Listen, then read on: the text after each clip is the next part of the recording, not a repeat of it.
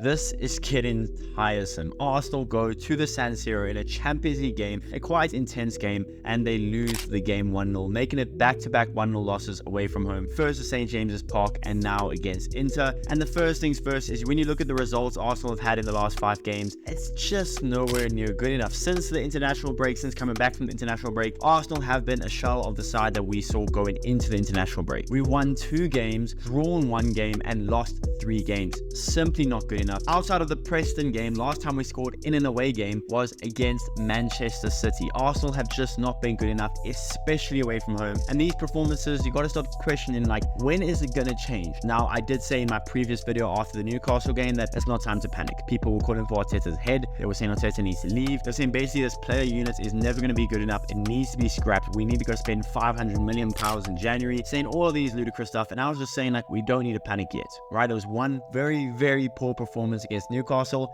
and we should be able to bounce back. Did we bounce back against Inter? Well, results-wise, no, but I think performance-wise was better. Now, again, I'm not going to be the type of fan that goes, oh, we played well, so it doesn't matter. Look, a loss is a loss. In the Champions League, with this format, we need to win every game we can. We need to get every point we can. But one thing I would say that's much better in this loss than the Newcastle loss was just the effort. I think Arsenal played with a lot more pride than they did against Newcastle. To me, when we played against Newcastle, it felt like we just really couldn't care. And when Isak scored, we were just like, oh, well, that's our luck. Who cares? But against Inter, I felt that we actually did try. Right, we had really good chances. We had way more XG than Inter. I think we were probably marginally the better team against Inter, although Inter did the logical thing, scoring their goal on the stroke of half time and then just kind of defending really well for the second half. But I thought we were probably marginally the better team, which is a positive. At the end of the day, it's still a loss. It's still no points added onto our table, but it's a positive in some way. Like I said, statistically, we were much the better team. 63% of possession, 2.2 expected goals, 20 total shots, 3 big chances. Like, I think statistically we were the better team, and we lost to a penalty. Now, people are saying that we should have had a penalty from the Mikel Arteta situation. I don't know. I don't think so. And I do think Mikel Arteta was a handball from him, so it was a deserved penalty for Inter.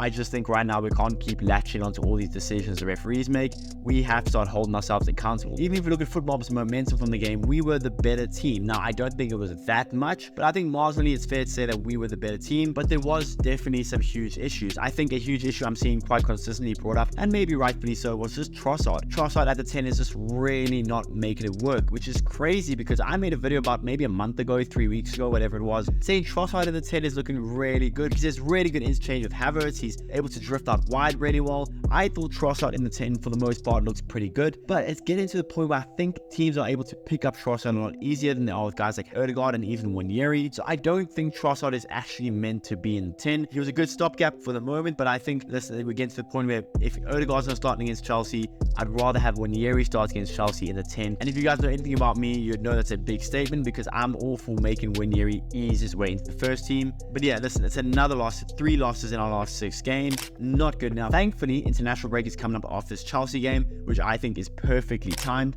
But it's just not good enough. Just pure inconsistency. Every game, you don't know what you're getting. We had a poor Bournemouth game, an okay Shakhtar win. We were really good against Liverpool for one half and then very poor for the second half. Good Preston win, horrible against Newcastle, slightly better against Inter, but not good enough. The inconsistency we are seeing is something that costed us last season. If you remember last season, the reason we didn't win the Premier League trophy was because we were too inconsistent in our first 6 months of the season. We had a really good end spell of the season, but we were not good enough in the beginning, and it's happening the same here again. It's not good enough. Inconsistency is killing us time and time again. I don't care about injuries. I don't care about who we're playing. If we want to win any trophies this season, which I think we have to do, this is not good enough. And by winning trophies, I don't mean a Carabao Cup. I mean a Champions League or a Premier League. Heck, even maybe an FA Cup. We have to win a trophy. Now, back to the actual game against Inter. Like I said, I thought we were probably marginally the better team. I thought we had way more chances than them. I thought we had some really good chances that we just couldn't finish. Again, similar to Newcastle, we had some good chances. We just couldn't finish that. But this time, we were actually a little more lively. We weren't inventional. We didn't come up with some